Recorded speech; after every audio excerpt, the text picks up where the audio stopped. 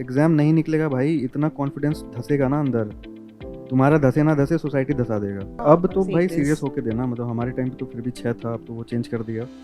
अगर सिलेक्ट हो गए ग्रुप ए सर्विस में फिर तो एक ही अटेम्प्ट है, और मान लो गलती से सिलेक्ट हो गए और कुछ वैसा मिल गया जो, क्योंकि आई थिंक सब मिडिल क्लास फैमिली से ही आते हैं, जो मैंने बोला है ना स्टार्टिंग में कि ओरिजिनलिटी जो तुम बचपन से करते हुए आए हो, जो फोटे रहा है तुम्हारा, जिस वजह से तुम, जिस बिलीफ से तुम आज यहाँ पे बैठे हो, मेरे अंदर ये है इसलिए मैं यहाँ पे हूँ, उसको मेंटेन तुम सुनो। मतलब मैं ये नहीं बोल रहा कोई आए तो मत आओ सुनने के लिए, सुनो, but the ultimate strategy should be yours. मैं न्यूज़पेपर रिटेन नहीं कर पाता था, जबकि पढ़ता था, मेरी हॉबी है न्यूज़पेपर पढ़ना, रिटेन नहीं कर पाता था। And that is the personality that UPSC is talking about. वो ये नहीं बोल रहा कि आप 1 लाख का सूट पहन के आ जाओ। Your opinion should have a good banking of knowledge. So start consuming good knowledge. That knowledge will build your character and that character will build your personality. Syllabus याद होना चाहिए, अरे भाई क्यों याद होना चाहिए, वो तो पढ़ा हुआ है फ्री का। सिलेबस पता होना चाहिए। There is a difference between syllabus याद होना चाहिए और सिलेबस पता होना चाहिए। मुझे पता है कि GS1 में कहाँ से स्टार्ट होता है, किस टॉपिक पे ख़त्म करना है, GS2 में कौन कौन से टॉपिक हैं, GS3 में कौन कौन से टॉपिक हैं। अब हर वर्ड कैसे याद रहेगा, वो नहीं याद रह सकता ना, उसकी ज़रूरत भी नहीं है। जब जेई का भी प्रिपरेशन कर रहा था तो जब लोगों से मिलता था, या अभी भी यूपीएससी की प्रिपरेशन में ना, मतलब कंधे झुके हुए, मुंह कान लटका हुआ, दाढ़ी वाड़ी एकदम, ठीक है, ऐसा मतलब पूछो भाई क्या कर रहे हो, भैया यूपीएससी की प्रिपरेशन कर रहा हूँ, 2 अटेम्प्ट हो गए। क्यों, मतलब एपोलोजेटिक क्यों, क्या गलत कर रहे हो भाई, क्या गलत कर रहे हो, पढ़ ही तो रहे हो। ये बताओ, ड्रग्स कंज्यूम कर रहे हो, अल्कोहल कंज्यूम कर रहे हो, वो लोग लाल बाल करके भाई इतना कूल होके घूम रहे हैं। हाँ, तुम सबसे नॉबलेस्ट काम कर रहे हो, पढ़ना और पढ़ाना, ह्यूमन सिविलाइजेशन का। गर्व करो इस बात को। एग्जाम निकले ना निकले डजंट मैटर, कोई IAS होगा अपने घर में होगा। You can lie to anybody in this world about what you are doing, how you are doing, doesn't matter. Lie to me every day, lie to your mother every day, mom I am studying for 10 hours, I am studying for 12 hours. But if there is one person that you should never lie to, that is you, yourself. You should be knowing what you are doing.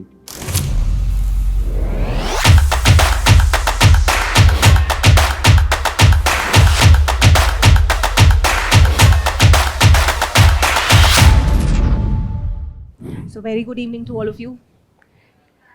So it's a very delightful opportunity to have a ex-student of Vision IS, and but the best part of his journey was while I was having an interaction with him back there. He is a perfect candidate and example of how a true aspirant of UPSC examination should be. And the most interesting part is that he has lived through this journey for many years by doing and keeping up his momentum. He never lost his faith in this whole UPSC scheme of thing.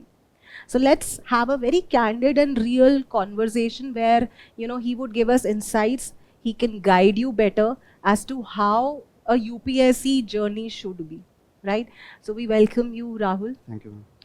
So first I would like to ask from you, how has been your journey as an aspirant?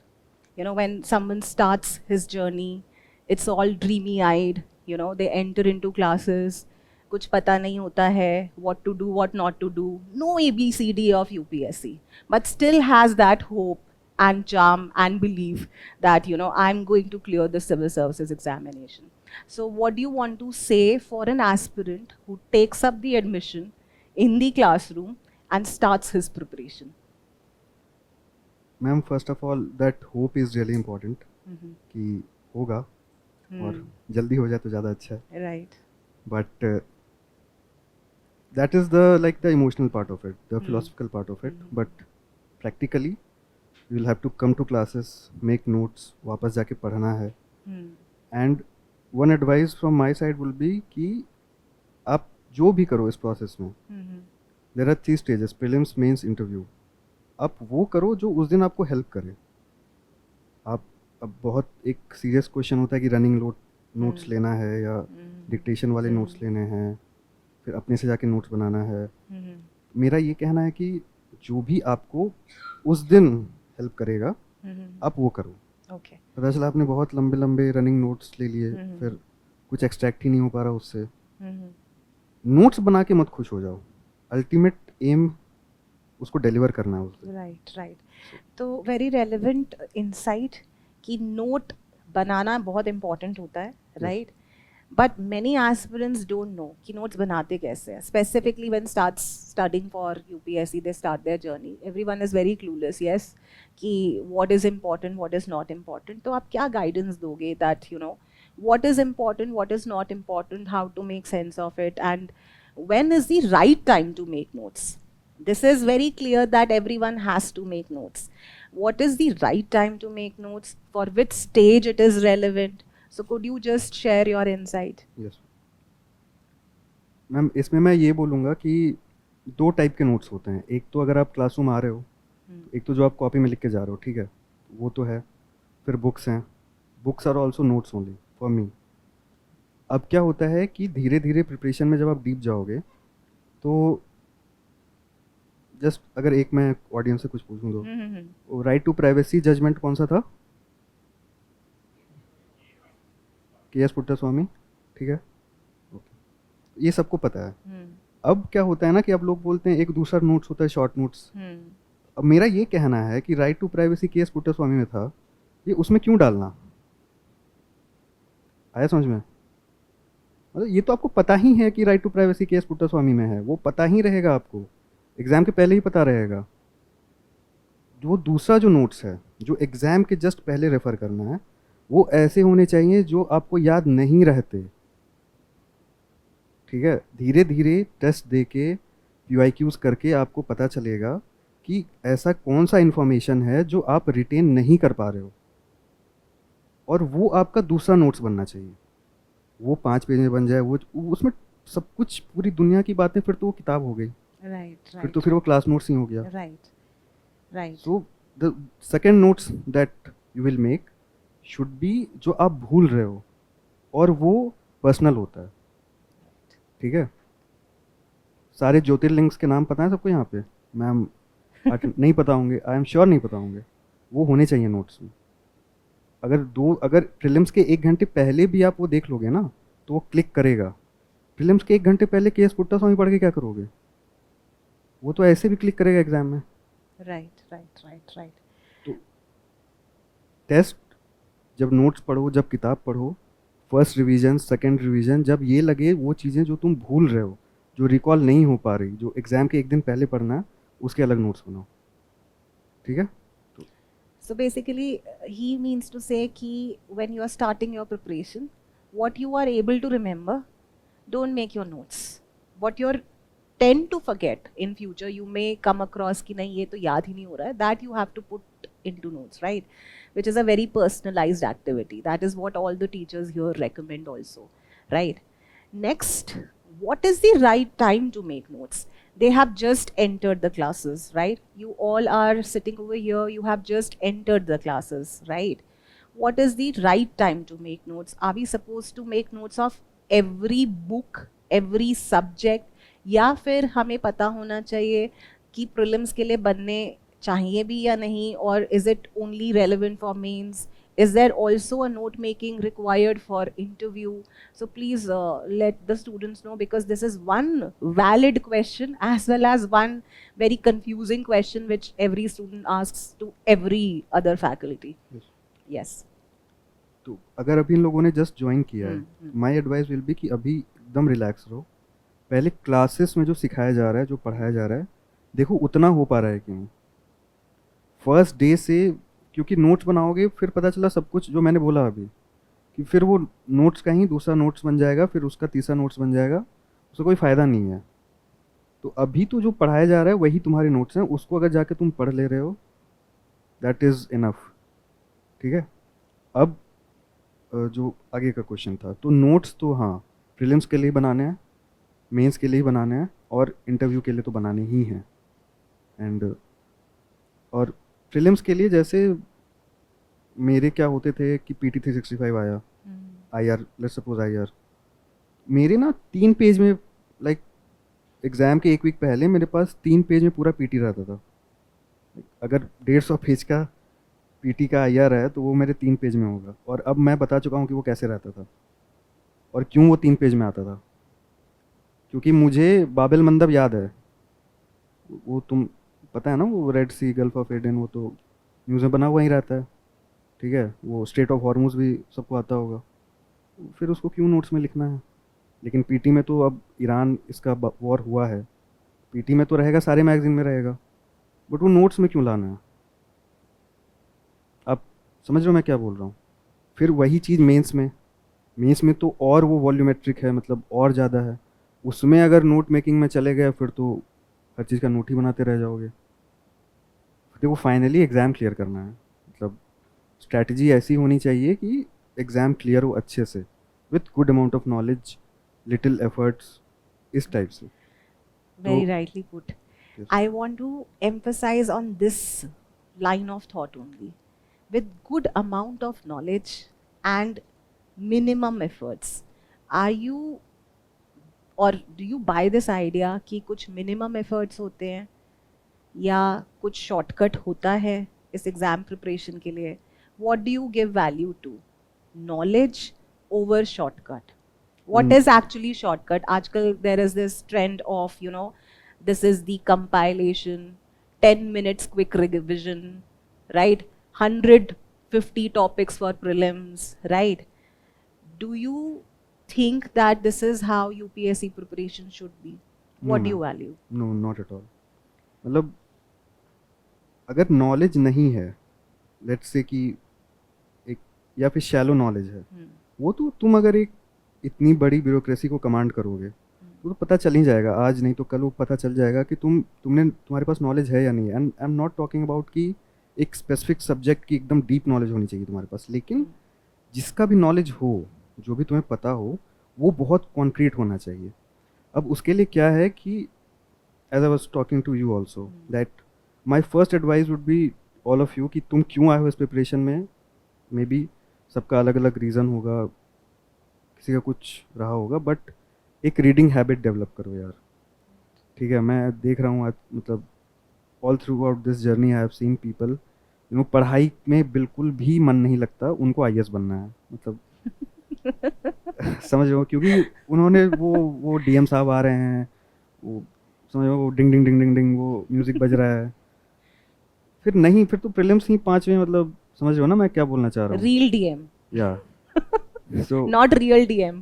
Exactly, so develop a reading habit, किताबें पढ़ो, और teacher से मत पढ़वाओ कि sir आप 4 किताबें पढ़ के आ जाओ, मुझे दे दो 50 पेज का कंपाइलेशन। फिर ब्रीफ कैसे करोगे CM को, या PM को कैसे ब्रीफ करोगे। वो काम तुम्हें करना है उनके लिए, इसलिए तो तुम्हें चुना जा रहा है ना। कुछ भी, आई एम नॉट सेइंग कि तुम समझो ना कि यहीं की किताबें पढ़ो या कोर्स की किताबें, लेकिन पढ़ो भाई, और बहनें भी, मतलब हाँ, पढ़ना बहुत इम्पोर्टेंट है। कुछ किताबें पढ़ो, जो भी तुम्हें लगे, 1 महीने में एक ही किताब ख़त्म करो, नहीं भी रेलेवेंट है UPSC प्रिपरेशन के लिए, आगे लाइफ में बहुत काम देगा, बहुत नॉलेजेबल रहोगे। कहीं कुछ बोलोगे ना तो लोगों को लगेगा कि हाँ ठीक है, एक नॉलेजेबल बंदा बोल रहा है। कोई पास्ट का कोई एग्जाम्पल बता पाओगे कि फलाना IFS स्टैलिन से मिला था, तो स्टैलिन से ये कन्वर्सेशन हुई थी। अब ये तुम्हें क्लास में कौन आके बताएगा, उसके पास टाइम थोड़ी है तुम्हें कहानी बताने का। बट मान लो तुम IFS चले गए, तुम फॉरेन मिनिस्टर के साथ बैठे हुए हो, जैसे मैं अभी मैम के साथ बैठा हुआ हूँ, अब तुमने एक बता दिया कि सर ऐसे ऐसी मैंने रसोगोत्रा साहब की किताब पढ़ी थी, उसमें उन्होंने लिखा था कि जब स्टालिन के साथ मीटिंग हुई एम्बेसडर की, तो ये अब क्या बातें हुई, ये सब जाके देखो तुम लोग, मैं यहाँ क्यों बताऊँ। तो अगर लेकिन तुम वहाँ बताओगे कि सर ये बातें हुई थी, तो उनको अच्छा लगेगा। लेकिन अब तुम IFS हो, चुपचाप बैठे हुए हो, सर कॉफ़ी, सर टी, अरे यार तुम IFS हो, कुछ बढ़िया बताओ उनको जो उनको नहीं पता है। Exactly. कुछ वैसे शोज़ देखो यूट्यूब पे, शॉर्ट्स वगैरह, तो मतलब वो छोड़ दो लाइफ यार, मतलब तुम लोग नॉलेजेबल, थोड़ा वो डेप्थ लाओ अपने अंदर, है ना, वो ग्रेविटी, वो ऑरा लाओ कि लोग तुम्हें देख के कलेक्टर बनने से पहले कलेक्टर मान लेंगे। आ गया ये तो, आज कुछ ऐसा बताएगा कि मतलब ऐसा कुछ कहानी बताएगा इंदिरा गांधी का कि भाई पता ही नहीं है। वो मतलब व्हाट्सएप से नहीं आना चाहिए, ऑथेंटिकेटेड किसी किताब से निकल के आना चाहिए। किताबें पढ़ो, मतलब शॉर्ट्स कम देखो, किताबें पढ़ो। So real knowledge is the हाँ and king. Ma'am one more, Hmm. अब वो क्या है ना कि वो तुमको एग्जाम में काम भी आएगा। Like I have not got the marksheet yet, ऐसे I think I have scored well. मैं जब ऐसे दे के निकला था तो, एंड कोई पेस्टल अप्रोच नहीं है ऐसे मेरी, कोई एग्जाम्पल घिसे पिटे में नहीं लिखता हूँ। Tell them what is pestle approach. I don't know exactly, मतलब मुझे फुल फॉर्म भी नहीं पता। Political, economic, social, technological, हाँ तो right? ये जो dimensions बोले जाते हैं, this hmm. is what he is talking about. I don't know the full form, क्योंकि मैंने कभी लिखा ही नहीं, तो Hmm. मुझे फुल फॉर्म नहीं पता। हाँ, So लेकिन this मैं- is what the differentiating factor was, हाँ। that you get to know the knowledge for free online, right? You consume knowledge from various sources, but the differentiating factor or how UPSC is to be thought is that it is giving space and position for everyone to clear. So if you ask even Rahul, he would agree to this, that it is a level playing field, right? It's just that you have to do the right things at the right time, be meaningful, apply no shortcut, set your foundation very strong. This is what he is trying to make you understand, that you have to set your foundation very very strong, right? अब foundation पे आ ही गए हैं, he would enlighten you with respect to how one should approach, before I venture into prelims. I know there are many candidates also who would be wanting to listen to him with respect to prelims, but pehle mains mein aate hain, because he mentioned pestle approach, right? He is having very good marks in his essay, that is what he's expecting, right? He is getting IAS, that also speaks a lot about how what kind of effort he has put in, right? So let's have a discussion very brief with respect to what is actually mains. Is it about only answer writing? Is it about a specific format which has been told to you, right? आजकल बहुत ज़्यादा online ज्ञान मिलता है, right? So is there any one size fit all formula for mains or not? Or you have that scope or freedom to answer the question? So what is according to you mains, Rahul? Ma'am mains is a knowledge test, first of all you should have concrete knowledge. उसमें पता चल जाता है कि आपके पास, आप वो topic जानते हो या नहीं जानते हो। उसके बिना तो आप लिख ही नहीं पाओगे। That is the first thing. Conceptual clarity. एकदम कंसेप्चुअल क्लैरिटी बिल्कुल होनी चाहिए कि नॉर्थ ईस्ट के बॉर्डर पे और पाकिस्तान के बॉर्डर पे क्या डिफरेंट, क्यों हम डिफरेंट पॉलिसी अपनाते हैं। बस रट गए कि यहाँ पे ये पॉलिसी है, यहाँ पे ये पॉलिसी है, दैट वोंट वर्क। थोड़ा पॉलिसी को समझना स्टार्ट करो कि कहीं पे भी कोई पॉलिसी क्यों बनाई गई है, ठीक है? थोड़ा सा उसमें डेप्थ लाओ, उससे अच्छा आंसर लिखोगे। Second thing that I would like to emphasize कि फाइन आर्ट्स का पेपर नहीं है, ठीक है? यूपीएससी का पेपर है। मेरे 811 हैं मेंस में, कोई फ्लो चार्ट नहीं है, कोई डायग्राम नहीं है। Commendable. हाँ, मैं युवराज सिंह बनाऊंगा, महात्मा गांधी दिखेगा, ठीक है? 5th क्लास में बनाया था, युवराज सिंह की फ़ोटो बनानी थी, महात्मा गांधी बन गया था। That is the level of my drawing. मुझे नहीं, मैं ड्रॉ करने जाऊँगा, मेरे 3 घंटे का पेपर 4 घंटे में कंप्लीट होगा। पेपर कंप्लीट तो करना ही है, चाहे कुछ भी हो जाए, क्वेश्चंस नहीं छोड़ने। My forte is end to end writing. मैं तुम्हें एक्सप्लेन कर दूंगा लिख के कि भाई मैं ये बताना चाह रहा हूँ, तो तुम अगर लिख के एक्सप्लेन कर सकते हो तो लिख के कर दो। अगर तुमने ज़िंदगी में कोई डायग्राम नहीं बनाया तो भाई अब कहाँ से आके तुम डायग्राम बना लोगे? और answer writing if you ask और शैल आई, मतलब नहीं, you can. तो ये भी एक क्वेश्चन रहता है कि आंसर राइटिंग भाई पहले जान तो लो, लिखना भी तो है 250 वर्ड, पहले वो कंटेंट भी तो होना चाहिए। फर्स्ट डे से ऐसा क्या लिख लोगे? Right. समझ रहे हो? और 10 मिनट लिख के भी क्या कर लोगे? So here I would like to mention, I have a senior from college, he got all India rank 18, Shreshth Anupam, right now posted as DDC in Muzaffarpur, Bihar. He told me one thing कि तुम्हें उस दिन कितने देर लिखना है? सर 3 घंटे। तो ही टोल्ड मी कि 10 मिनट लिख के फिर क्या होगा? Very right. खुश हो जाओगे। आज तो मैंने 2 क्वेश्चन लिख लिए। तैयारी कैसी होनी चाहिए उस दिन की होनी चाहिए, महीने में 2 पेपर लिखो।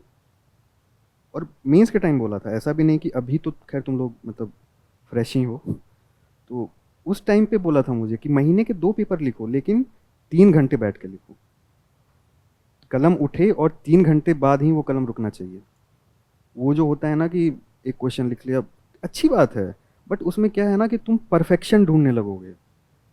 और उस दिन भाई परफेक्शन अगर 10 सवाल में भी आ जाए ना, तो मतलब तब तो बहुत अच्छा है। तब तो फिर तुम इधर आ जाओगे, समझ रहे हो ना, मतलब वो है।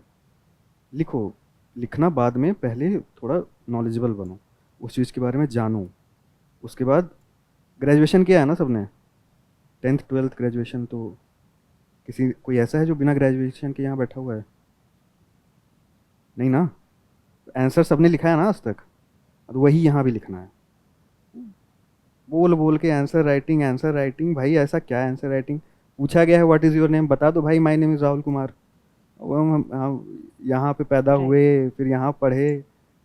वो उसने कुछ पूछा है, उसको तुम्हें पता है कि उसने क्या पूछा है? What is 101st amendment act, what are the advantages, how can it be improved. पता चला उसको अमेंडमेंट का तरीका बताने लग गए। तुम्हें जितने लोग उधर बैठे हुए हैं, दे नो कि इसका आंसर क्या है, पता है ना इसका आंसर क्या है? जीएसटी। हाँ, तो बस उसी वही तो लिखना है उसको। उसमें अब कहाँ डायग्राम बनाओगे, कौन सा फ्लो चार्ट बनाओ झूठ का? क्या पूछा है कि व्हाट इज 101st, लिख दो व्हाट इज 101st, एक पैराग्राफ हुआ। क्या पूछा एडवांटेजेस, लिख दो एडवांटेजेस 4-5। डिसएडवांटेजेस लिख दो, क्या करना है आगे वो भी लिख दो। अब उसको तुम गोल करके लिखो, रेक्टेंगल बना दो, ट्रायंगल बना दो, अफ्रीका बना दो, तुम जानो। उसको किससे मतलब है? जो पूछा गया है वो तुमने लिखा है कि नहीं। अगर वो लिखा है तो मार्क्स आएंगे, नहीं लिखा है तो फिर Right, right. So you just have to be real. Exactly. This is what is, UPSC. Play on your strength. Yes. UPSC कभी कॉपी नहीं करना। Hmm. देखो, जो डायग्राम बनाते हैं भर भर के डायग्राम बनाना भाई।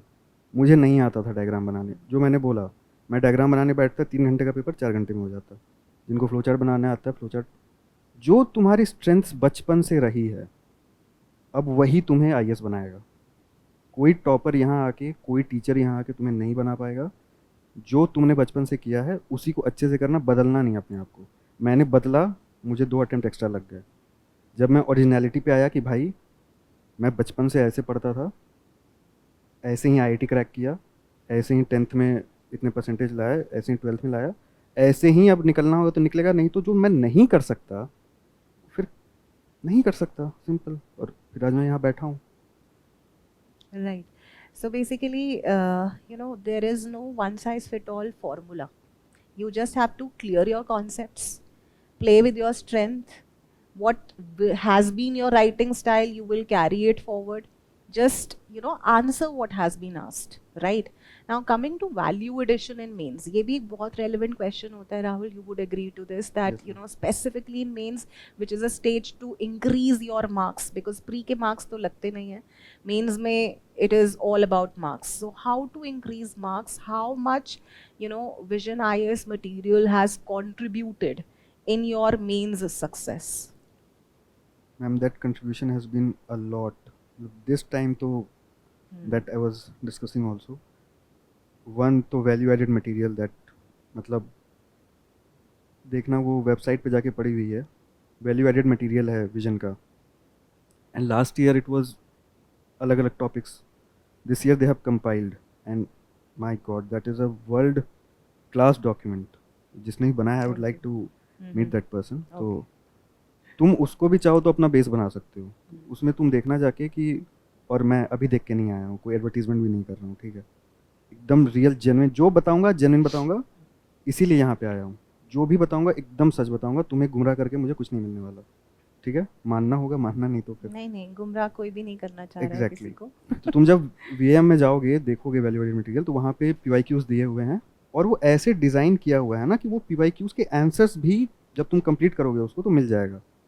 अब हर चीज़ का नोट्स बनाना यार इम्पॉसिबल है, मतलब तुम समझ रहे हो ना, मतलब एथिक्स के बनाने हैं, थोड़ा बहुत इकोनॉमी का बनाना है। बट अब जैसे ज्योग्राफी हो गया, ज्योग्राफी इज़ सो वास्ट, उसका तुम वैल्यू एडेड मटेरियल देख लो, सब कुछ पहले। अब क्या है ना कि मैम इफ़ आई कैन, या श्योर। पहले क्या होता है ना कि बेस गायब रहता है। बेस से पहले इनको क्या चाहिए होता है? वैल्यू एडिशन, कि मतलब और Correct. क्या लिख दें। अरे पहले जो पूछा गया है वो तो लिखो। पहले सिंपल एक 70 पेज का अगर सिक्योरिटी है, एक 70 पेज का डॉक्यूमेंट तो पहले ख़त्म कर लो। समझ रहे हो? उतना बेसिक, और वो काफ़ी है, उसको अच्छे से लिख के आ जाओ। तुम अगर विजन का वैल्यू एडेड मटेरियल जो है उसको अगर तुम क्लासेस के साथ सिंक कर लो, ठीक है, तो वो बिल्कुल परफेक्ट है। अब उस पर वैल्यू एडिशन कैसे करना है ये बताऊंगा।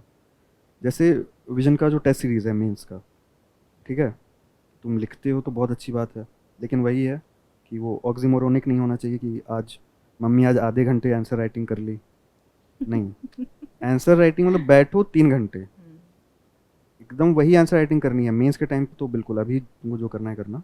मेंस प्री अगर हो गया तो प्री और मेंस के बीच में 10 ही पेपर दो, 15 ही पेपर दो, 3 घंटे बैठ के लिखो।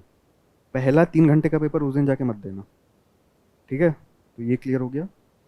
दूसरा है कि जो ये आंसर देते हैं, जो डिस्क्रिप्शन रहता है आंसर्स में, उसको एटलीस्ट पढ़ो एक बार। Model answers you are model talking answer, about. Model answer जो पेपर रहता है उसको पढ़ो। उसमें क्या होगा ना कि अगर किसी क्वेश्चन में तुम्हारे 3 पॉइंट्स आ रहे होंगे, 4 पॉइंट्स आ रहे होंगे, तो उसमें 6-7 पॉइंट्स दिए हुए होंगे। एंड अगेन जो मैंने स्टार्टिंग में बोला था कि अब 4 पॉइंट्स तो पहले से तुम्हारे दिमाग में है, और जो पहले से तुम्हारे दिमाग में है वो ऐसे भी मेंस के दिन तुम्हें याद आएगा। तो अब उस 4 को नहीं उतार लेना कहीं पे कि जाके पुट्टा स्वामी ही लिख रहे हैं हर जगह। जो 3 एक्स्ट्रा पॉइंट्स तुम्हें मिलेंगे वो तुम्हारे नोट्स में आ जाने चाहिए। हो गया, यही तो वैल्यू एडिशन है, और क्या करना है। बाकी जो मैंने सेकंड पॉइंट बोला था, किताबें, जो तुम किताबें पढ़ोगे, अब चंपक वंपक नहीं पढ़ने लगना किताब के नाम पे, मतलब पढ़ना आईएएस टाइप का किताब। तो उससे भी तुम्हें जो जो इंसाइट्स मिलेंगे, क्योंकि बुक्स ऐसी चीज़ें होती हैं कि उनकी कहानियाँ याद रह जाती हैं। वो कहानियाँ लिख के आना मेंस में। एग्जामिनर को भी अच्छा, एथिक्स में एग्जाम क्यों ये इवन घिसे ऐसे ऐसे, हाँ ऐसे ऑल्सो, वो क्यों ये घिसे पिटे, मैंने कभी ये घिसे पिटे एग्जाम्पल नहीं लिखे। कुछ अच्छा एग्जाम्पल, कुछ अच्छा एनेक्डोट लिख के आना। डॉक्यूमेंट्रीज देखो, मैं मिडिल ईस्ट पे भर भर के डॉक्यूमेंट्रीज देखता हूँ। बहुत ख़राब हालत में है मिडिल ईस्ट, तो मुझे पता है कि सिर्फ एक दो फैक्टर्स नहीं है, बहुत सारे फैक्टर्स हैं। कुछ ऐसी मतलब हॉबी का सेक्शन होता है ना, तो वो मतलब योगा मीमांसा तो ठीक है, मतलब इन कुछ ऐसी सच में ऐसी हॉबी हो जो एक आईएएस की हॉबी हो तो अच्छा लगेगा। अगर नहीं है तो डेवलप कर लो। रीडिंग, वॉचिंग डॉक्यूमेंट्रीज मेरी थी, वॉचिंग डॉक्यूमेंट्रीज, तो ये सब हॉबीज अच्छी हैं। Right. Jack of all trades but master of none is what will sail you through. That you should have wide interest in the preparation. You know, you should be well read. You should Right. Be interested in the preparation, हाँ. Less interested in the result. Right. अगर preparation में interest है, knowledge consume करने में interest है, you will make it, मतलब honestly, and you will be a very very knowledgeable, very very well groomed person, जो अगर किसी टॉपिक पे बात करे तो 10 मिनट इम्प्रॉम्प्टू उस पर अच्छे से बात कर पाएगा। So Rahul, you mentioned about consumption of knowledge. ठीक Yes. है. मुझे आपसे ये पूछना है कि how important it is to make sense of what is real knowledge and what is real knowledge, right? So if I could add, what you would say would be PYQs plus your basic textbooks, right? तो ये जो free का ज्ञान मिलता है, right, वो कितना relevant है आपके हिसाब से? what are the advantages for anyone who's preparing for civil services to have a strong peer group? जब हम classes में आते हैं, the aspirants are meeting the new classmates. Obviously they would be interacting with themselves with respect to the challenges they are facing. So how important in this whole scenario where there is too much of guidance to make sense of UPSC alongside the classes, alongside your foundation course, how important it is? Peer group I think plays very significant role in this preparation। और आप कैसे लोगों से interact करते हो, किन लोगों के साथ आप उठते बैठते हो, that is really very important. जैसे अगर मैं एग्जांपल दूं तो my college roommate Vaibhav, is also appearing, and tremendous amount of knowledge he has, tremendous knowledge. Like मुझे पता है कि अभी 500 जो क्वालिफाई किए हैं लोग, उनसे तो कहीं ज़्यादा knowledge he has. And again, Navendu, Jaya, Bhavna, these people have qualified also, they are in service, but very knowledgeable.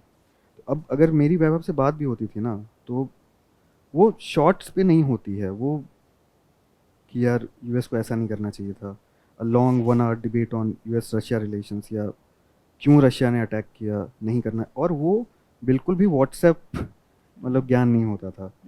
He also read a lot of books, I also read a lot of books. तो उस पर होता था कि इस ambassador ने या इस मिनिस्टर ने या इस थिंकर ने कुछ ऐसा सजेस्ट किया था, एंड आई थिंक कि ये सही है, ही थिंक्स कि ये सही है.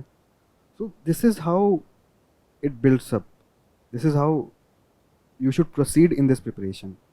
क्योंकि once you clear, the society will have a lot of expectations from you, and that expectation is not cracking jokes. Right. Those are real hardcore expectations from you कि you will make a change, whether in the district, whether in the department, you are here to make a change. और jokes तो ma'am कोई भी crack कर लेते हैं, मतलब आजकल तो मैं भी चाहूँगा तो अभी 4-5 खोल के हंसा दूंगा, बट अगर वो कुछ ऐसा पूछेंगे, भैया रशिया के बारे में कुछ बताओ, यूएस के बारे में कुछ बताओ, वो हर कोई नहीं बता पाएगा. तो कितना इम्पोर्टेंट है क्लास में, क्लास के बाद discussions, because as you rightly pointed out कि जब तक हमें डिफरेंट पर्सपेक्टिव्स पता नहीं चलते हैं, we are not discussing about the same idea, right, we are not in the preparation, then we are losing out on many things. This preparation is so diverse that it is catering to everyone, right? But then there are lots of lakhs of aspirants who are clueless about the whole ecosystem, right? तो जो ये UPSC का ecosystem है, कितना important है to stay in the preparation with the right mind and with the right mindset. कैसे classroom में the role of the faculty becomes very very important, and how the students should make the most of it, because these are all foundation students. You have also been part of the classes. How and in which all manner the students should make the most of the classes, because if they are targeting clearing UPSC and they have invested their time and energy in the classroom, how they should make the most of it. Ma'am, I would say कि 60 to 70% of job faculty कर देते हैं अपने side से, जितना वो कर सकते हैं.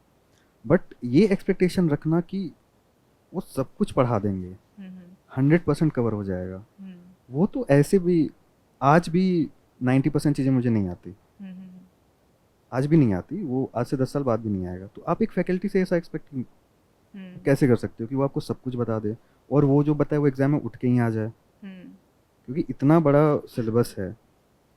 The most important role of a faculty is guidance. आप उसको सही गाइड करो, आप उसको किताबें बताओ कि देखो मैंने तुम्हें इतना बता दिया, फिर ये रेफ़र कर लेना, उसके बाद यहाँ द स्टेप्स, मतलब इसके बाद किस लेवल पे जाना है वहाँ पे, because faculties are also trained in that way, वो एक्सपीरियंस्ड होते हैं उस मामले में, और इनको अभी ज़्यादा पता नहीं होता. तो वो जब लेवल इंक्रीज करने की बात होती है ना, वहाँ पे faculty should intervene. So you mean to say एक हेड स्टार्ट और किक स्टार्ट देने के लिए, to make their foundation very strong, कि they start making a sense of, क्योंकि इतना मतलब there is a saying in UPSC कि एवरीथिंग अंडर द सन. कोई भी इस धरती पे एवरीथिंग अंडर द सन कैसे कंज्यूम कर सकता है, राइट? सबको सब कुछ नहीं आ सकता. एक डीएम को 1000 स्टाफ मिलता है, अगर उसको सब कुछ आता तो 1000 स्टाफ का कोई ज़रूरत नहीं था उसको. Correct. He doesn't know everything, that is जान ही नहीं सकता ना, कोई नहीं जान सकता.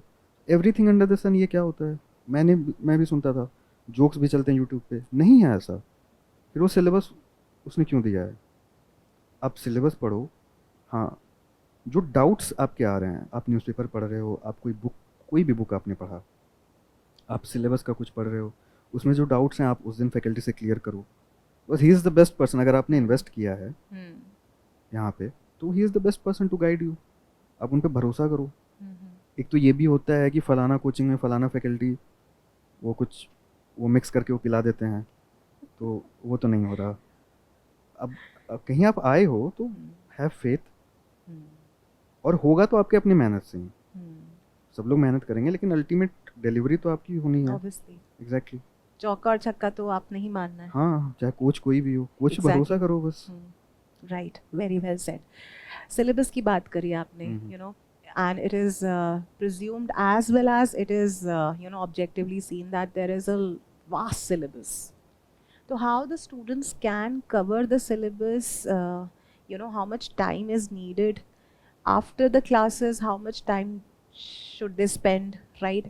And specifically one has started their preparation, syllabus और P by Qs कितने important है? मैम, स्टार्टिंग में सिलेबस तो बहुत इंपॉर्टेंट है, but what I would say कि अगर आपने जस्ट स्टार्ट किया है तो PYQs will not make a sense. Okay. वो सेंस ही नहीं बनाएगा, वो तो फिर आपको पागल कर देगा कि भाई मतलब एंटी डिफेक्शन में गवर्नर कहाँ से, या फिर प्रेसिडेंट रूल में ये इसने क्या पूछ लिया, यूनियन टेरिटरी प्रेसिडेंट रूल में कहाँ से आ गई। क्योंकि आपने हो सकता है कि एक दिन प्रेसिडेंट रूल पढ़ा हो, अभी आपने बस प्रेसिडेंट रूल ही पढ़ा है, वो तो आधा संविधान बचा हुआ है। सो PYQs will not make a sense in the beginning. अभी तुरंत उसमें जंप करने का देयर इज अ स्टेप, मतलब स्टेप वाइज चलना है। पहले आप एक एटलीस्ट क्लासेस ख़त्म होने दो, वो फाउंडेशन ख़त्म होने दो, एटलीस्ट 20 क्लासेस 25 क्लासेस। पॉलिटी में कुछ इंपॉर्टेंट टॉपिक्स कवर हो गए, जो मैं उस आंसर राइटिंग में ही बोल रहा था कि फर्स्ट डे से आंसर राइटिंग मतलब ऐसा क्या लिख लोगे, अभी तो तुमको ABCD भी नहीं आती, वर्ड फॉर्मेशन में तो टाइम है। पहले ABCD अच्छे से सीखो, उसमें ध्यान लगाओ, वो जितने अच्छे से सीखोगे, क्योंकि फाउंडेशन करने का टाइम फिर दोबारा नहीं आएगा। तो अच्छे से साल 1.5 साल इस चीज़ में अगर सोच के आए हो कि निकालना है, तो पहले 2 साल अपने आप को अच्छे से प्रिपेयर करो। I think many of them have appeared for JEE also, mains advance, मतलब नीट, एनी कॉम्पिटिटिव एग्जाम, और नहीं भी किया तो कोई बात नहीं, but let me tell you कि फर्स्ट अटेम्प्ट देने से पहले किसी भी एग्ज़ाम के, इंडिया में किसी भी कॉम्पिटिटिव एग्जाम में फर्स्ट अटेम्प्ट देने से पहले इन्वेस्ट 2 इयर्स, मिनिमम 2 इयर्स उसका सिलेबस ख़त्म करने में, अपने आप को अंदर भेजने के पहले। वो एम्यूनेशंस तो होने चाहिए ना। यस। वो मैंने गलती की थी, I did that mistake, I paid heavily for it. कि और there is a known friend, उसने वो नहीं किया, she studied for proper 2 years, cleared in the first attempt, cleared in the first attempt. I did that mistake. मैं वहाँ यहाँ अपने मतलब इन लोगों को यही बताने आया हूँ कि ये मेरे से गलती हुई थी। तो वो आप मिस्टेक्स को एकदम you know very candidly, clearly, honestly just own up and guide the students की मुझे सबसे बिगेस्ट मिस्टेक क्या होती है? Biggest mistake was not prepared for prelims and appearing for prelims. Okay, कि भाई 6 अटेम्प्ट हैं, लिख लो। अरे भाई मतलब निकल भी गया प्रीलिम्स तो ठीक है, वो एक ही बार। वो कई लोग टीजर देखने के लिए और फील लेने के लिए यहाँ prelims आके देते हैं। पेपर लिख दो ना। यहाँ के वो एकदम वैसा ही टीजर मिलेगा।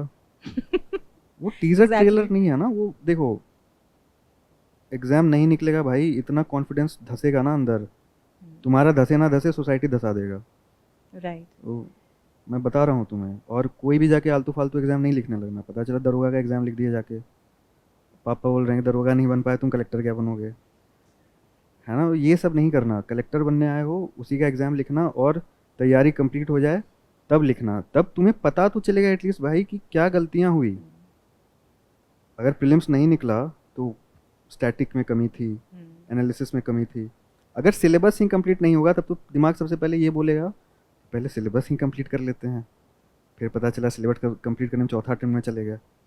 तो अगर टीजर लेना है तो टेस्ट सीरीज के टेस्ट दे दो। हाँ, राइट। अभ्यास आके दे दो, उससे हाँ। बढ़िया टीजर क्या होगा। मतलब If you want to have the feel and the vibe, to give the test series या अभ्यास rather than the actual UPSC paper, is rightly you और know, अब तो saying भाई this. सीरियस होके देना। मतलब हमारे टाइम पे तो फिर भी 6 था, अब तो वो चेंज कर दिया कि अगर सिलेक्ट हो गए ग्रुप ए सर्विस में फिर तो एक ही अटेम्प्ट है, और मान लो गलती से सिलेक्ट हो गए और कुछ वैसा मिल गया जो, क्योंकि आई थिंक सब मिडिल क्लास फैमिली से ही आते हैं, तुम छोड़ दोगे पापा सुसाइड कर लेंगे, बेटा UPSC निकाल। हाँ हाँ, मतलब कौन है, कितने लोग हैं यहाँ जो इन्फॉर्मेशन सर्विस, पता है ना इंडियन इन्फॉर्मेशन सर्विस है, मिला तो छोड़ दोगे? हाथ उठाना जरा,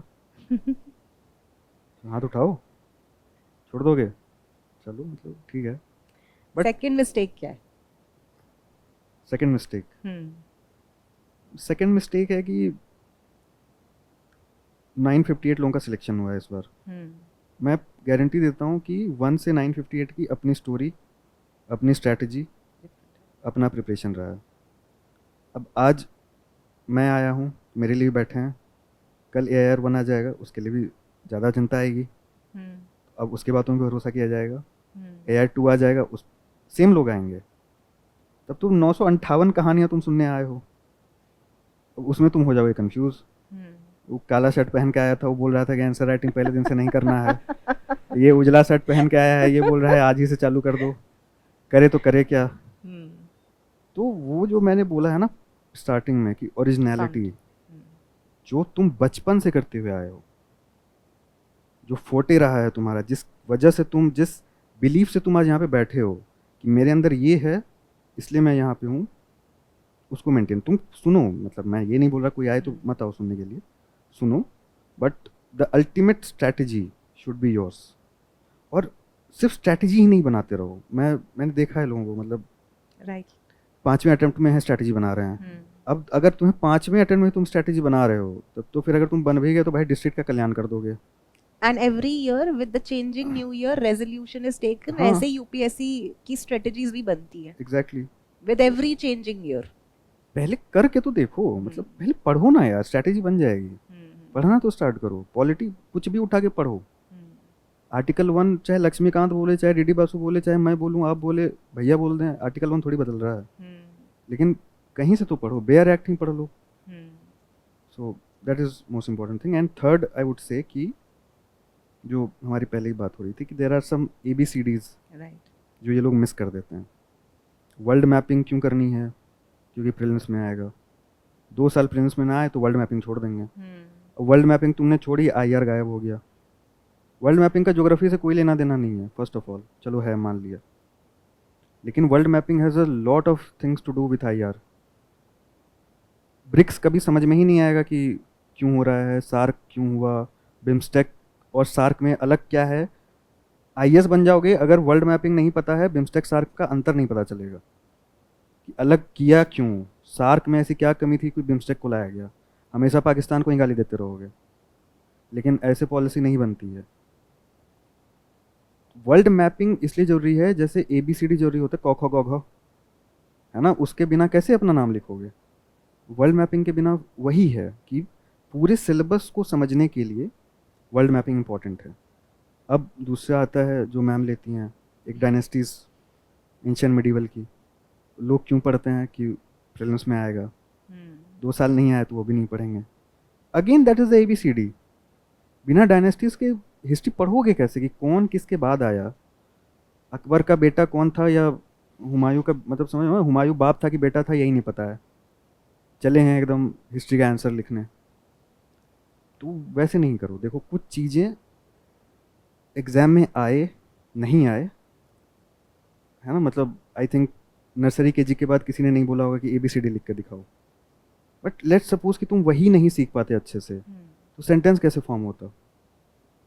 mapping, dynasties, bare act, polity का मतलब नोइंग रफली, मतलब ये नहीं बोल रहा हूँ कि बेयर एक्ट रट लो, एक रफ आइडिया, एक बार बेयर एक्ट पढ़ लो, पता चले कि शेड्यूल कुछ होता है, मतलब वो नहीं कि एक शॉर्टकट बन लिया, मतलब फिर तो ये सब कुछ कुछ और 3-4 चीज़ें हैं। These are the ABCDs of preparation.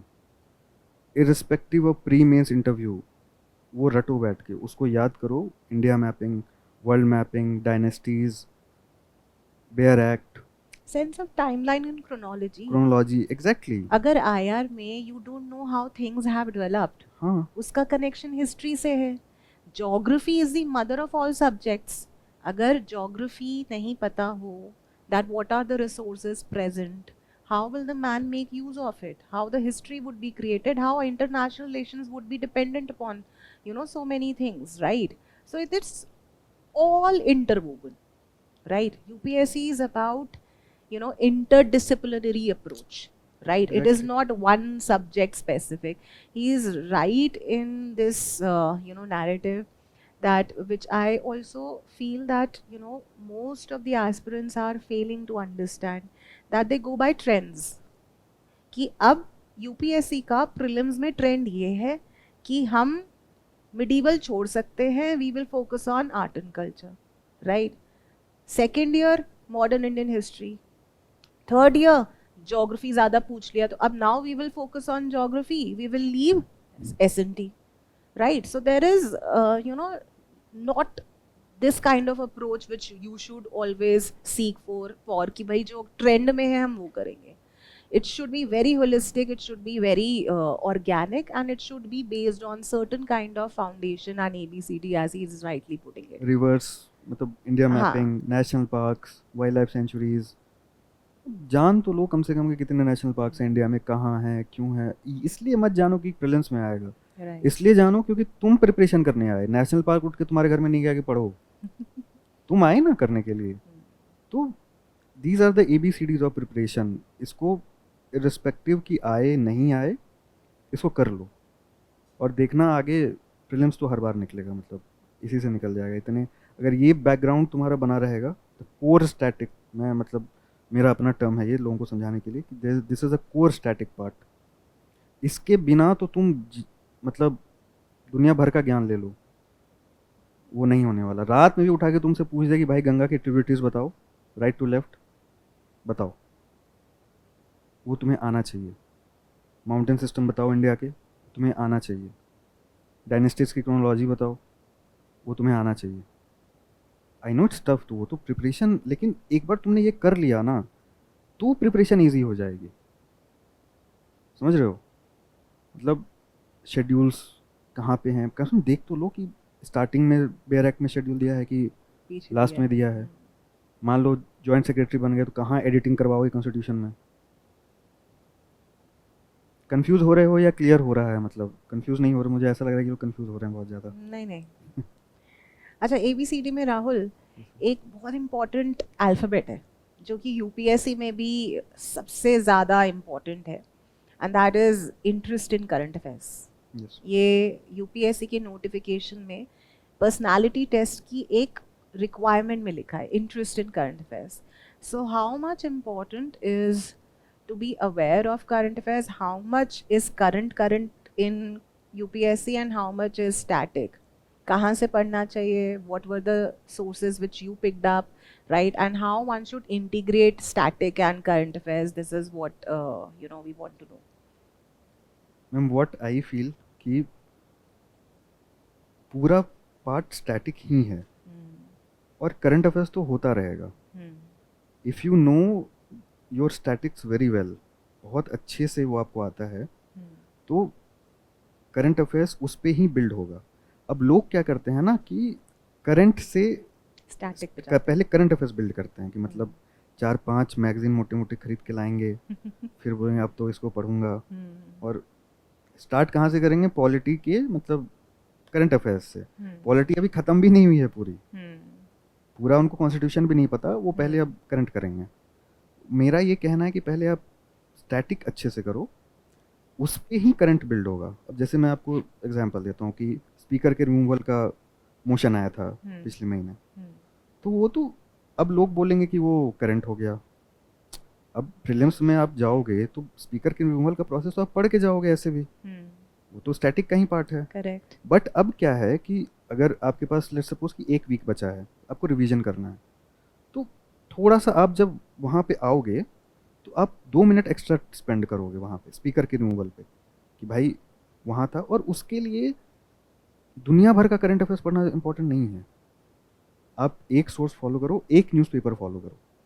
जैसे मैं इंडियन एक्सप्रेस फॉलो करता था, अभी भी ऐप है. मैं जब कैब से आ रहा था यहाँ पे टॉक देने के लिए, मैं वर्ल्ड न्यूज़ ही देख रहा था कि भाई ख़त्म हुआ कि क्या चल रहा है. वो मैं देखता हूँ, मेरा इंटरेस्ट है वो देखना.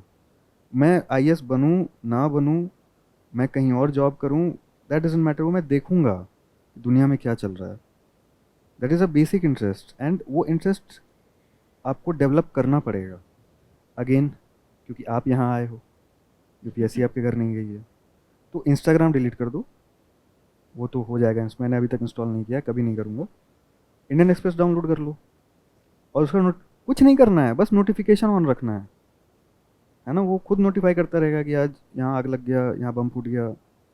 हाँ, उसको देखते चलो बस।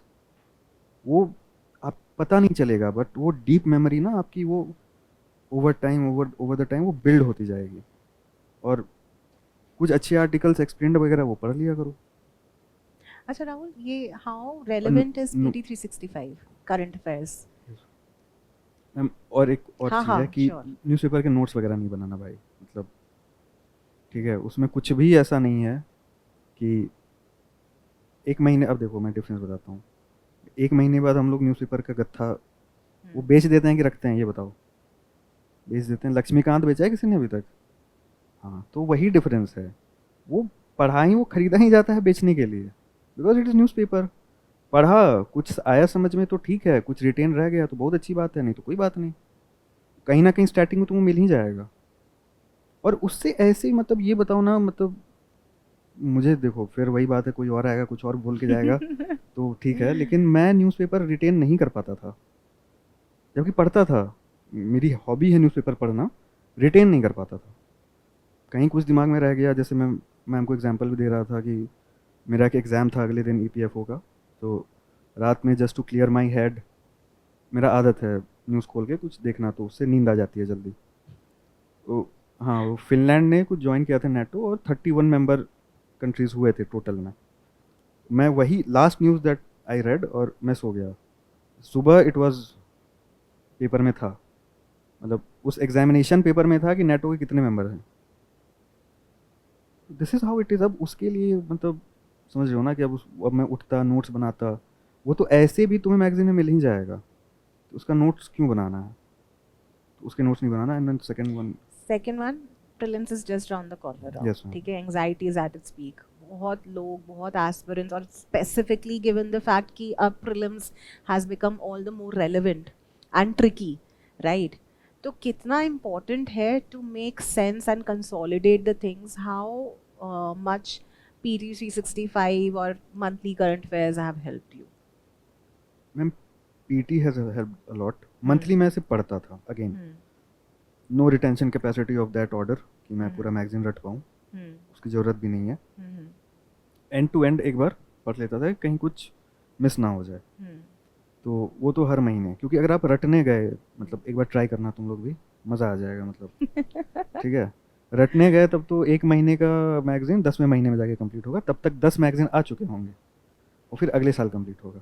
तो हाँ, अब क्योंकि हम लोग रटने में चले जाते हैं ना, तो हम लोग पूरा मैगजीन पढ़ भी नहीं पाते हैं। आई थिंक ये लोग अब रिलेट करेंगे। Hmm. तो वो एटलीस्ट इतना है ना कि एंड टू एंड पढ़ तो लो एक बार। एथिक्स में क्या पता कुछ अच्छा मिल जाए, कहानी मिल जाए, कहानी तो याद हो जाती है। रटो नहीं, पहला रीडिंग में रटो नहीं, पहला रीडिंग में पढ़ लो, समझ आ गया बहुत अच्छा, नहीं आया, जो नहीं आया नहीं रटो। वो तुम ऐसे भी अगर रट भी गया ना, तो मेंस में नहीं लिख के आ पाओगे। देख लेना, आंसर राइटिंग जब स्टार्ट करोगे, तो जब आंसर राइटिंग स्टार्ट करोगे मेरी बहुत बातें चमकेंगी। काला शर्ट पहन के आया था, बोल के गया था, सही बोल के गया था, वो होगा। और PT is very relevant, very very relevant. जो तुमने मिस किया होगा पूरे साल, वो पहले तो रिफ्रेश हो जाएगा और कवर हो जाएगा। बट PT का जो मैंने स्टार्टिंग में बोला कि हर PT का मेरे पास 3 पेज का Notes. एंड में नोट्स रहता था, और उसमें वही रहता था जो मैं रिटेन नहीं कर पाता। मैंने PT पढ़ी, मैंने उसको रंगा, पूरा रंग दिया। अब उसमें कुछ ऐसी चीज़ें हैं जो मैं सोते वक्त ही बता पाऊँगा। For example Puttaswamy, for example article 1। But अब कुछ स्पेसिफिक चीज़ है कि जब आर्टिकल 3 से नाम बदलते हैं, Hmm. जो अभी केरलम वाला केस हुआ था, तो उसमें मतलब is it a constitutional amendment under article 368?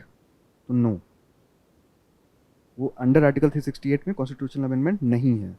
वो कहाँ पे मेंशन किया गया है? आर्टिकल 4 में मेंशन किया गया है। ये तुमको, क्योंकि उस दिन वो पूछेगा, इसको नोट्स में रख लो। नाउ आई एम कंफ्यूज कि आर्टिकल 3 में मेंशन किया गया आर्टिकल 4 में, तो वो प्लीज़ चेक कर लेना। तो अब अभी तुमने एक लाइव एग्जांपल देखा है ना, आर्टिकल 1 आई नो कि it's India that is Bharat, मैं क्यों लिखूँ वो नोट्स में? लेकिन now I am confuse in front of you people कि वो कॉन्स्टिट्यूशनल अमेंडमेंट अंडर आर्टिकल 368 नहीं है, ये कहाँ मेंशनड है, आर्टिकल 3 में कि आर्टिकल 4 में? अब ये ऑटोमेटिकली मेरे नोट्स में चला जाएगा कि लिख लो तुम भाषण देने गए थे लेकिन भूल गए थे। अब आ रहा है समझ, मतलब थोड़ी क्लैरिटी मिल रही है कि नोट्स में क्या होना है। अब वो 3 पेज का जो नोट्स बनाओगे पीटी का, वो ऐसा ही होना चाहिए। ओके, अब हम ऑल्दो अभी जो क्लासरूम में स्टूडेंट्स हैं उनके लिए इतना रेलेवेंट नहीं है, but I still feel that you no UPSC is more about personality and knowledge than any stage, yes ma'am. right? It is a test of your character and personality, right? So how one trains for making the right personality and perspective about UPSC? Can it be done from day one, or should it be done when someone clears mains, right? So what is your perspective on it?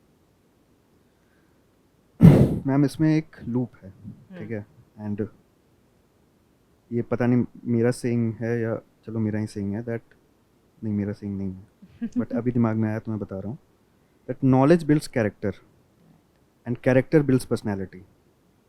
अगर तुम बिना knowledge के तुम निकाल लोगे, तुम हो सकता है ऑफिसर भी बन जाओ, but there is a very rare chance of that, but तुम्हारा वो पर्सनैलिटी नहीं आ पाएगा। अगेन जो मैंने स्टार्टिंग में बोला था कि you should have an aura. जब तुम बोलो, जब तुम बोलने जाओ, तो लोगों को पता चले कि नहीं ये, this is not a person you can play with. Simple, as simple as that. और वो बिना नॉलेज के तो आ ही नहीं सकता। Personality is nothing without knowledge. तुम बहुत अच्छा कुछ कपड़ा पहन के चले जाओ एकदम अरमानी का, तुम मुंह खोलो और ऐसी बात बोल दो, आप पूछ सकते हैं, मतलब they will agree to it. Yes. और तुम बहुत नॉर्मल खादी पहन के जाओ, व्हेन यू स्पीक, मतलब ऐसे एग्जांपल्स, ये कश्मीर में ये हुआ था, मैंने Kashmir under the Vajpayee years, मैंने ये एस दुल्लत की किताब पढ़ी है, उन्होंने इसमें ये, तो उस सामने को हाँ भाई कुछ भी पहन के आए हो अलग बात है, सुनो इसको। That is personality. बिना नॉलेज के तो एक बहुत हॉलो पर्सनैलिटी बनती है। That is why I advise them कि थोड़ी किताबें पढ़ो, थोड़े अच्छे लोगों से बातचीत करो। पर्सनैलिटी खुद ऐसा थोड़ी ऊपर से एक जादू चलेगा लो, Right. वो नहीं होने वाला। Right. वो उसी से पर्सनैलिटी डेवलप होगी। न्यूज़पेपर पढ़ो, वो आइडियाज़ को कैप्चर करो। और यहाँ पे क्या होता है ना कि लोग, हर कोई चाहता है कि सामने वाला मुझे बता दे क्या सही है क्या गलत है, in anything with respect to our country, with respect to international relations. Now I would like to tell to them कि भाई तुम जब डीएम बनोगे तब सीएम से थोड़ी पूछोगे कि क्या सही है क्या गलत है। It has to be your call, Yes. Your judgement. और जब तक वो नॉलेज तुम्हारे अंदर नहीं है, क्या एक हो सकता है कोई मुद्दा हो पर्टिकुलर, उस पर you and me can differ, but वो इसलिए नहीं होना चाहिए कि मैं तुमसे बड़ी हूँ, मैं तुम्हारी टीचर हूँ, मैं बोल रही हूँ तो सही है। It should be based on knowledge कि देखो राहुल मैंने ये पढ़ा है, इस बेसिस पे मेरा ओपिनियन ये है, और मैं आपको बोलूँ मैम मैंने ये पढ़ा है, इस बेसिस पे मेरा ओपिनियन ये है। वही पर्सनैलिटी टेस्ट में तुम्हारा हेल्प करेगा, and that is the personality that UPSC is talking about. वो ये नहीं बोल रहा कि आप 1 लाख का सूट पहन के आ जाओ। Your opinion should have a good banking of knowledge. So start consuming good knowledge. That knowledge will build your character, and that character will build your personality. Very right, very right. So, you know, instead of me asking him very conventional questions that, you know, what is the book list, what is the strategy, I hope that these are the real questions which we have tried to cater, right? If you have any questions to ask him, we are giving you that opportunity to ask him, because you know, as you have also understood that you know UPSC is more about knowledge than half baked knowledge. ठीक है, तो हमें उसी पे ध्यान देना है. If you have any questions, you can raise your hand and the mic could be given to you.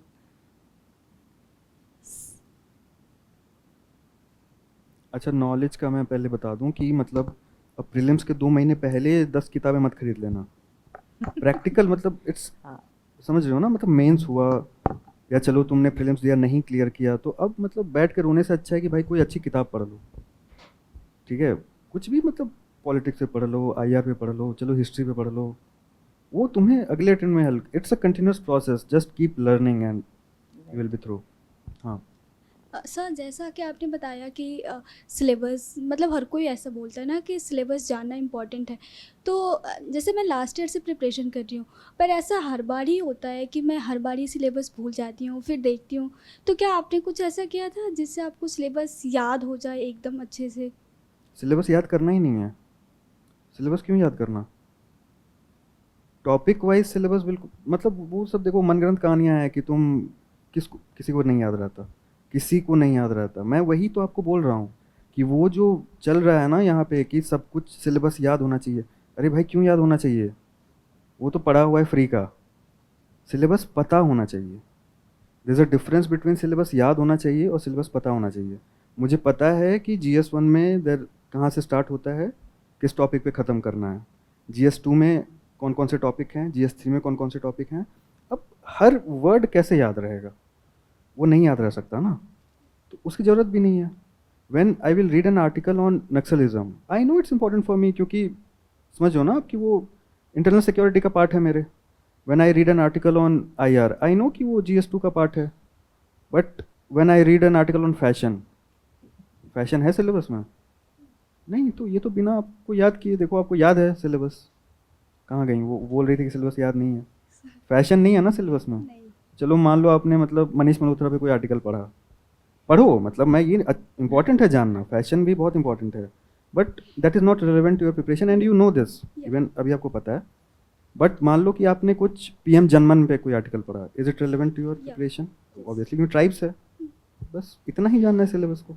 Sir and one more question, like कि हर कोई बोलता है कि यूपीएससी के जैसे पेपर में जो कट ऑफ जाते हैं वो सारे क्वेश्चंस नहीं करने होते। तो ऐसा मतलब लोग ऐसे बोलते हैं ना कि आपको वो ट्रेंड समझ में आना चाहिए जिससे आप हर साल प्रीलिम्स क्वालिफाई कर पाओ। जैसे कि आपने बताया कि नॉलेज होगा तो हम कर पाएंगे।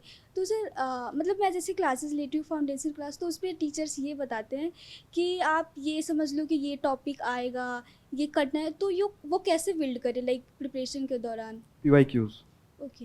प्रीवियस ईयर क्वेश्चन का एनालिसिस करना है अच्छे से। और अब इसमें फिर बोलूँगा कि 1975 से मत स्टार्ट करना। ठीक है। अब ये भी ट्रेंड है कि एकदम बाबा आदम के ज़माने से। फिर ओवर नहीं करना है कोई भी कि अब PYQ करने बैठे 1975 से स्टार्ट किया, 80 जाते जाते हार मान गए, है ना। काम रखना है अपने आप को, सिंपल, मतलब एकदम धीरे धीरे। 2013 जहाँ से, आई डोंट नो कि 13 या 14 से, जहाँ से 13 पैटर्न चेंज हुआ, 13 से 13 से 20 तक को का सॉल्व करना है। एनालिसिस वहाँ भी नहीं करना, एनालिसिस करना है कोविड के बाद। 21 से हर एक पेपर का प्रिंट आउट लेके, अगर प्रीलिम्स क्लियर करना है तो मैं बता देता हूँ, 21 से हर एक पेपर का प्रिंट आउट करवा लेना 25 तक का, question by question, options by options, उसको देखना। और अब एनालिसिस का भी एक तरीका होता है। एनालिसिस मतलब ये नहीं होता है कि कौन सा टॉपिक इंपॉर्टेंट है कौन सा नहीं है, वो कोई नहीं बता सकता। वो सब तो मतलब वो वो फसाड होता है, उसमें मत जाना।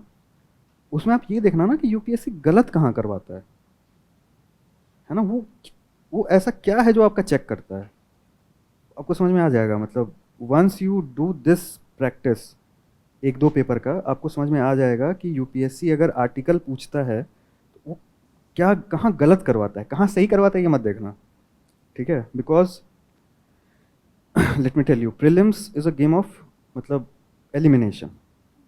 उसमें वो बच्चे सिलेक्ट नहीं करता, उसमें वो बाकियों को एलिमिनेट, रिजेक्ट कर देता है। तो अपने आप को एलिमिनेट होने से बचाना है। और फिर अगर अपने आप को एलिमिनेट होने से बचाना है तो करना क्या है कि एलिमिनेट वो कर कैसे रहा है, बस ये पता चल जाए, है ना।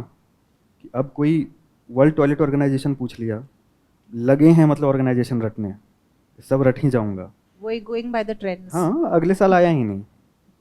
अब देखो कोचिंग इंस्टीट्यूट्स तो डालेंगे, उनका धर्म है, लेकिन उसको याद करना वो आप पाप कर दोगे फिर, है ना। क्योंकि उस दिन तो नहीं चमकेगा ऑर्गेनाइजेशन आपके दिमाग में, इतना इन्फॉर्मेशन है। But prelims is really simple. Static जो मैंने ABCD समझाया है उसको रट जाओ। Static, polity, economy, geography, economy, एकदम मतलब जो चार हैं आपके, that should be crystal clear conceptually, रटने वाला पोर्शन उसका, ठीक है। उसके बाद PT हो गया पूरे साल के लिए, उसका 3-3 पेज का आप नोट्स बना लो, और 5 साल पेपर एनालिसिस कर लो अच्छे से, 10 साल का PYQ दे दो। कोई भी पेपर आ जाए, कितना भी कट ऑफ चला जाए, इम्पॉसिबल है कि आपका प्री नहीं होगा, इम्पॉसिबल है। आपको लग रहा होगा कि बहुत कम है ना, आप करके देखो, बहुत ज़्यादा लगेगा आपको। ठीक है, इसमें डाउट है किसी को, कुछ और करना है प्रीलिम्स में तो बता दो। इसके अलावा लैंग्वेज पे is what he is saying कि जो यूपीएससी की स्टेटमेंट्स आती है एग्जैक्टली, ना, उनको आपको समझना है रादर दैन कि ये अब ऑर्गेनाइजेशन मैं ये इसमें ये भी species- ऐड करूंगा कि हाँ देखो मतलब I don't know whether I should say this और नॉट, बट चलो बोल देता हूँ कि हम लोग टेस्ट देते हैं टेस्ट सीरीज में, ठीक है, चाहे कोई भी कोचिंग का हो, उसमें क्या होता है ना कि एकदम हताश हो जाते हैं भाई, 40 आ गए, 50 आ गए, 60 आ गए, अब तो मतलब यूपीएससी के दिन तो मेरा 20 ही आएगा, ऐसा लगता है, बट ऐसा होता नहीं है। ठीक है, यूपीएससी का पैटर्न थोड़ा अलग है, वो आप ना मतलब विजन क्या पूछ रहा है, कोई और कोचिंग क्या पूछ रहा है, that is not important, UPSC क्या पूछ रही है वो इम्पोर्टेंट है। और वो आपको कहाँ से पता चलेगा, बताओ कहाँ से पता चलेगा? पीवाईक्यूज। ठीक है, तो मैं बताऊँ प्रीलिम्स के पहले क्या करता था, मतलब एक वीक पहले मैं 2019 के पेपर से स्टार्ट करता था, मेरा रटा हुआ है पेपर, 2019 के पेपर से स्टार्ट करता था, 2024 तक के पेपर मैंने दे दिए, सब में 100 मैं फुल्ली कॉन्फिडेंट भाई, अब तो अंदर जाके 100। वो प्रीलिम्स में जाने से पहले वो कॉन्फिडेंस जरूरी है। confidence जरूरी पता चला 40 लेके गए उस दिन और सड़ गए जाके अंदर, दिमाग ही नहीं चल रहा। आ रहा है प्रीलिम्स में, मतलब it's knowledge plus good amount of that hard work that you put in, good amount of analysis in that.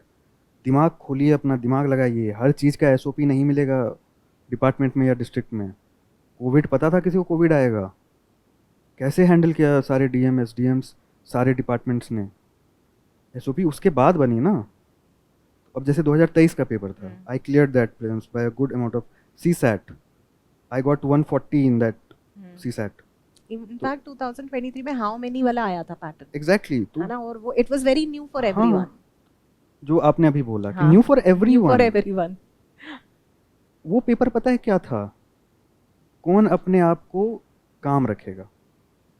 कोई ड्रॉट प्रोन डिस्ट्रिक्ट है, वहां बाढ़ आ गया, बस वही हुआ था उस दिन कि अब भाई वहां, मास स्लॉटर।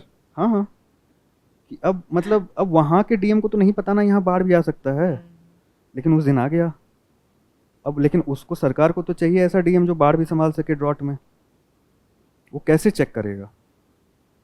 कोई तरीका नहीं है, यही तरीका है, प्रीलिम्स ही वो तरीका है चेक करने का।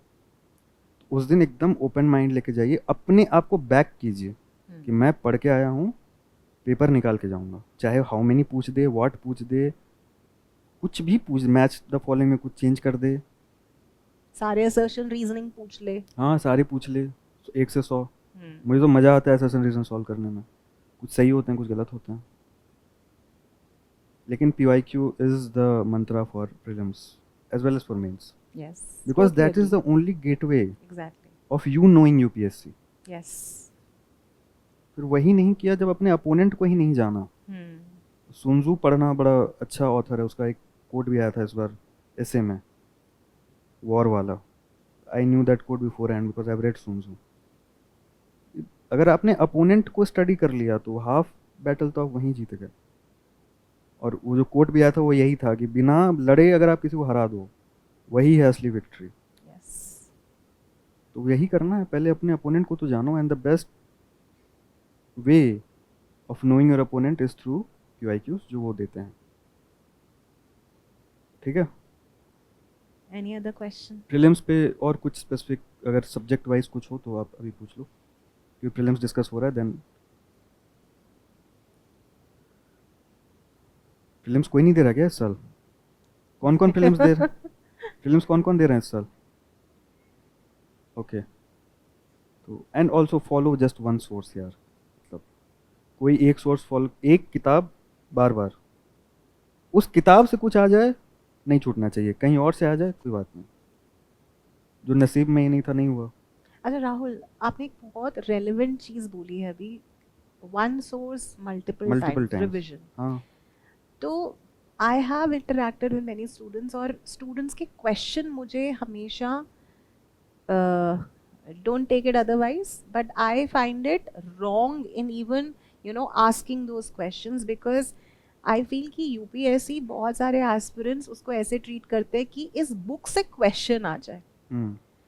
तो आपको ऐसा लगता है कि it is more about if you read multiple times और रिविजन करते रहेंगे तो हमारी समझ बेहतर होती जाएगी, and the more we are clear in our concepts you are able to apply the same in the UPSC examination, because UPSC examination is also about not having the question from ABCD book, but how you have understood it. ठीक है, तो please for the one and last time, can you just let all the students know about the importance of revision and staying with very minimum sources? Yes ma'am. वो कैसे करना चाहिए, because ये ना एक Exactly. साइकोलॉजी है that वो self belief नहीं है स्टूडेंट्स में कि हम एक बुक से भी क्लियर कर सकते हैं, एक बुक से भी एक सब्जेक्ट हो सकता है। तो please they will really understand the Yes. Value of this thing when it is coming from obviously an IAS officer. Ma'am पहले तो दो चीज़ें जो आपने बोली वो तो है ही, ठीक है। अब उस पर मैं इन लोगों से पूछना चाहूँगा कि प्रीलिम्स में क्वेश्चन आता है and you will have to answer that. Prelims में कभी ये नहीं आता कि आपने कितनी किताबें पढ़ी। करेक्ट। पहला तो ये है, that is irrelevant, completely irrelevant. और दूसरा जो मैंने एकदम स्टार्टिंग में बोला था कि जो भी आप इस प्रिपरेशन में करो, आप ये सोच के करो कि उस दिन क्या हेल्प करेगा once you enter the examination hall. And let me tell you one thing, मतलब सबसे पहले जो साथ छोड़ के भागेगा वो होगा वो किताब जो आपने एक बार पढ़ी है। वहाँ रिकॉल हो ही नहीं सकता, इम्पॉसिबल। और जो आपने एक बार पढ़ा उसको आप कैसे रिटेन करके जाओगे अंदर? बिल्कुल। That is not possible. और उसमें पता है होगा क्या, आपको लगेगा कि मैंने ये पढ़ा है, वो वर्ड आप देखोगे आपको लगेगा कि मैंने ये पढ़ा है, और फिर आपको वो क्वेश्चन अटेम्प्ट करने का मन करेगा। और यूपीएससी वही चाह रहा है, क्योंकि prelims is a game of elimination. अब उसने तो आपको विश्वास दिला दिया क्वेश्चन ने कि आपने ये पढ़ा है, कभी तो पढ़ा है। अब आपको अच्छा लगेगा वो अटेम्प्ट करने में, आप अटेम्प्ट करने जाओगे और वो गलत करवा के आपको वापस भेज देगा। उससे बचने के लिए मैंने बोला है कि एक सोर्स उसको बार बार करना है, क्योंकि उससे दो चीज़ें होंगी। पहले तो अगर उस सोर्स से आया आप वो पक्का सही करके आओगे, और दूसरा अगर उस सोर्स से नहीं आया तो या तो आप दिमाग लगाओगे और नहीं लगा तो छोड़ दोगे, नेगेटिव करके नहीं आओगे। राइट। तो छोड़ना क्या है ये भी इंपॉर्टेंट है प्रीलिम्स में, क्योंकि 100 के 100 अटेम्प्ट करके नहीं आने हैं। डिसीजन मेकिंग करनी है।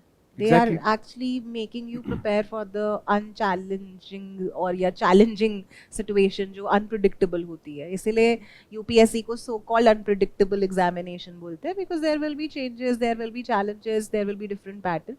तो आपको अपने फाउंडेशन पे बिलीफ रखना है, that self belief is very very important. Back your knowledge कि मैं Yes. अगर लक्ष्मीकांत पढ़ के यहाँ आया हूँ तो भाई मैं लक्ष्मीकांत से ही सॉल्व करके जाऊँगा। 15 पॉलिटी के सवाल होते हैं भाई, 10 तो सॉल्व होंगे ही, 5 में क्यों तुम फालतू दिमाग लगा रहे हो? कौन सा 200 कट ऑफ जा रहा है प्रीलिम्स का? 200 नहीं जा रहा। और Not even 50%. हाँ, जिनका सीसेट नहीं निकल रहा वो भी यही सोचते हैं कि 200 में 200 लाना है सीसेट में। मैंने कभी ये नहीं सोचा कि मैं सीसेट में 200 लाऊं, ऐसे सो के मैं सीसेट सॉल्व करता हूँ। जितना होगा होगा, नहीं होगा नहीं होगा, 66 नंबर तो लाना है, उसमें आ जाता है 120। प्रैक्टिस करना है, आई एम नॉट सेइंग कि प्रैक्टिस नहीं करना, बट कोई क्वेश्चन छोड़ रहे हो उसको दिल पे क्यों ले लेते हो? ये किताब पढ़ी थी क्वेश्चन नहीं आया, अच्छा बात है नहीं आया, छोड़ तो रहे हो कम से कम। तुम वो देखो ना जो तुमको आ रहा है, वो क्यों देख रहे हो जो तुमको नहीं आ रहा? और अब जैसे मान लो रिवीजन का जो बात था, तो अगर कोई बुक है, स्पेक्ट्रम है, लक्ष्मीकांत है, इवन नोट्स भी हैं, तो अगेन मैं वहीं पे जाऊंगा कि फिर 7-8 दिन पहले तुम्हें रिवाइज़ करना होगा।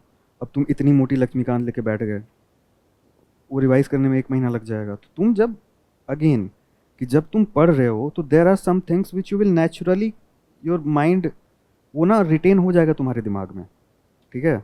और कुछ चीज़ें होंगी जो स्किप होंगी, उसको लक्ष्मीकांत के ऊपर पे स्पेस रहता है ना, वहीं पे लिख लो ना, वहीं पे रेड पेन से लिख लो ये आर्टिकल में ये चीज़ मेरा मिस हो रहा है, फिर उसी को रिवाइज कर लो 2 दिन पहले। नहीं आ रहा समझ में? अगेन वही एग्जांपल दूंगा। अब मान लो जैसे आर्टिकल 1 टू आर्टिकल 4 तो एक ही चैप्टर में है ना, आई थिंक लक्ष्मीकांत के। तो मैं अगर मेरा लक्ष्मीकांत तुम देखोगे तो वहाँ पे ना आर्टिकल 1 ऊपर पे नहीं लिखा हुआ है, आर्टिकल 3 और आर्टिकल 4 लिखा हुआ है पहले से ही, वो बॉक्स बना के ऊपर पे मैंने वहीं पे पेन से लिख लिया है। और मैं एग्ज़ाम के 3 दिन पहले वही रिवाइज करके जाऊँगा, पूरा चैप्टर में नहीं पढ़ने वाला। This is how you should do. Revision is about तुम क्या भूल रहे हो।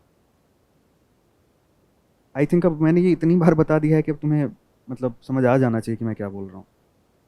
देर are 50% of things that you can remember any day anywhere any time. There are 50% of things that you will forget. उसका नोट्स बनाओ, उसको रटो बैठ के। अब तुम वो हवा में बनाओ, किताब में बनाओ, कॉपी में बनाओ, जहाँ बनाना है उसी का नोट्स बनाओ। ग्रंथ नहीं लिख लो नोट्स के नाम पे। स्मार्टली खेलो इस एग्जाम के साथ। Any other question?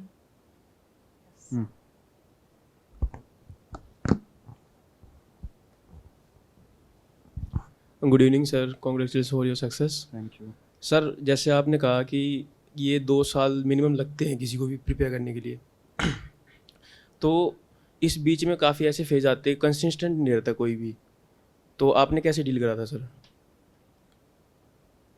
Consistent in the sense कि 2 टाइप की कंसिस्टेंसी होती है।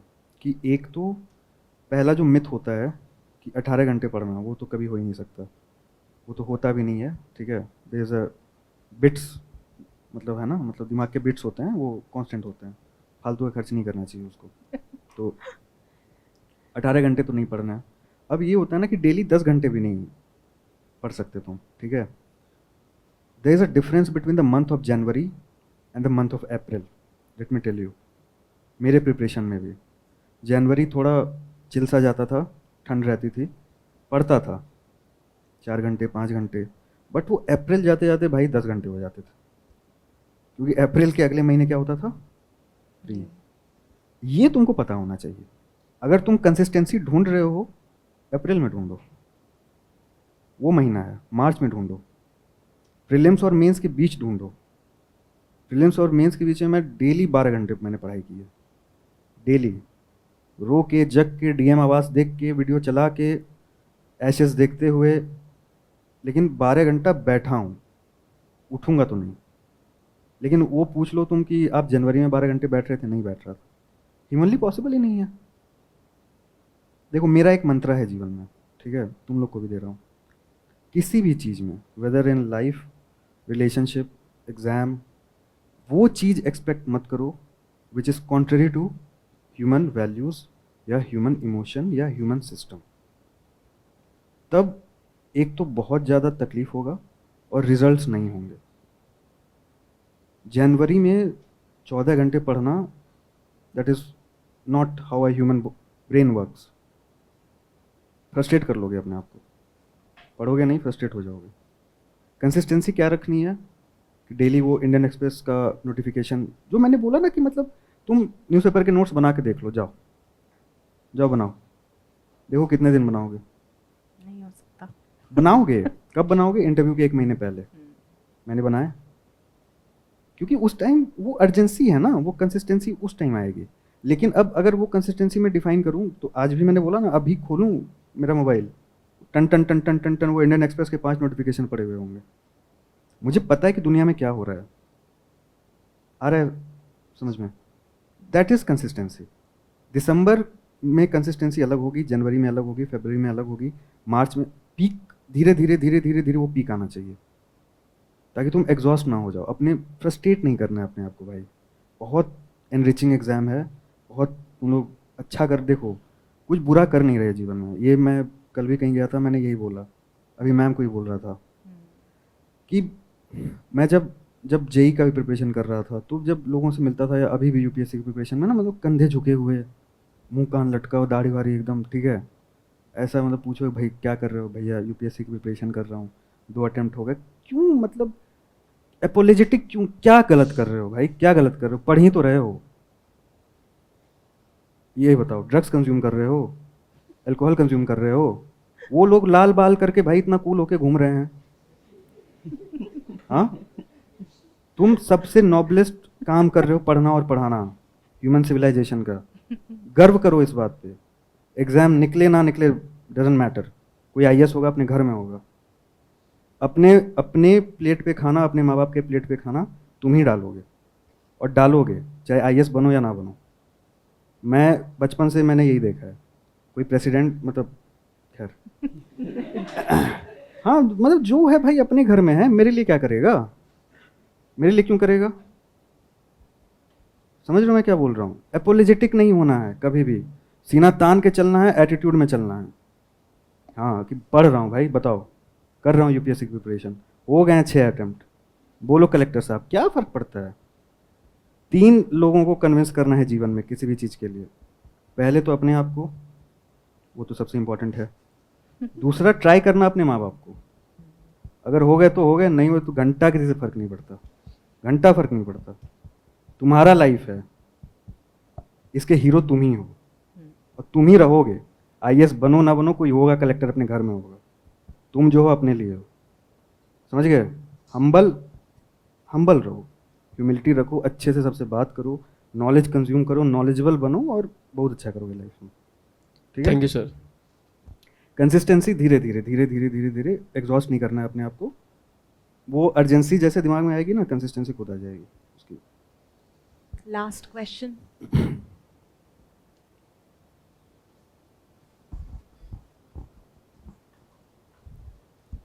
Hello, sir.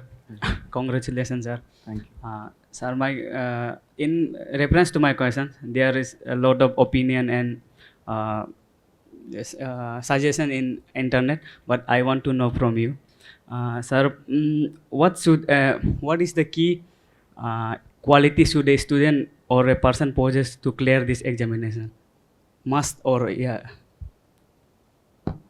First of all, like what I said in the beginning, that you should have an interest in reading.